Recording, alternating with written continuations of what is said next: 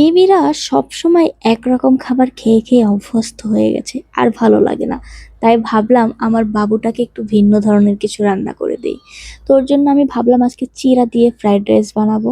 তো এখানে বেশ কয়েক পদের সবজি নিয়েছি, বাসায় যা ছিল তার ভিতরে গাজর, মিষ্টি আলু, যেটা আমি ওকে সব সময় খাওয়াই, আর হচ্ছে আমার বারান্দায় কিছু শাক ছিল, ওটা হচ্ছে ডাঁটা শাক, ওইটা নিলাম। আর চিড়াগুলোকে আমি ধুয়ে ভালোভাবে পরিষ্কার করে পানি ছড়িয়ে রেখে দিয়েছি। আর এখানে পেঁয়াজ আর একটু রসুন আর সামান্য একটু ঘি দিয়ে ওগুলো একটু ভালোভাবে ভেজে নিলাম। বেশ কিছুক্ষণ ভাজার পরে যখন খুব সুন্দর একটা স্মেল আসলো, এরপর আমি সবজিগুলো দিয়ে দিলাম। ও হ্যাঁ, সবজির ভিতর কিন্তু টমেটোও ছিল। তো সব ধরনের সবজিগুলো দিয়ে অনেকটা সময় একটু ঘিয়ের সাথে ভাজাভাজি করে ভাবলাম এগুলো একটু ভালোভাবে সেদ্ধ করি।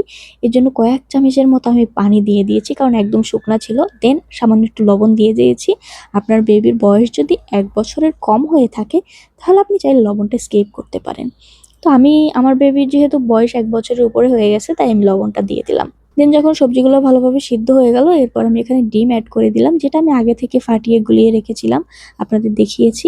এরপরে স্বাদের জন্য একটা কাঁচামরিচ ভেঙে দিয়ে দিলাম 2 টুকরো। তারপরে দিয়ে দিলাম সামান্য একটু গোলমরিচ। কাঁচামরিচটা থেকে ঝাল বের হবে না, আর সামান্য একটু বের হলেও এটা প্রবলেম হবে না, ঝাল খাওয়া তো শিখতে হবে তাই না। এরপরে আমি চিড়াগুলো দিয়ে দিলাম এখানে, দিয়ে বেশ কিছুটা সময় ভালোভাবে ভেজে নিয়েছি। এটা অনেকটা ঝরঝরা যে হইছে তেমনটা না, হালকা একটু আঠালো আঠালো টাইপের, যেটা ওর গিলে খেতে একদম সুবিধা হবে। যেহেতু ওর খুব ভালোভাবে দাঁত উঠে নাই, এজন্য এটা একদম পারফেক্ট একটা খাবার। আর এটা ওর খুব পছন্দের খাবার, নিজে খুব আনন্দ করে খায়, একা একা নিয়ে নিয়েও খায়। এই যে দুষ্টুমি করে করে খাচ্ছিল, যেটা আমার আসলে খুব ভালো লাগছে। আর ও খাবারটাকে খুব এনজয় করেছে, ওর খুবই পছন্দের খাবার। এটা আমি ওকে মাঝে মাঝে রান্না করে দিই।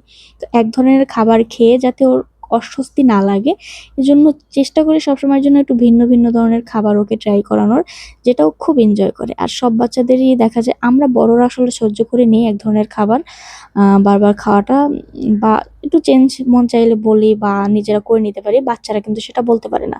তাই ওদের সবসময় চেষ্টা করবেন আলাদা কিছু ট্রাই করানোর।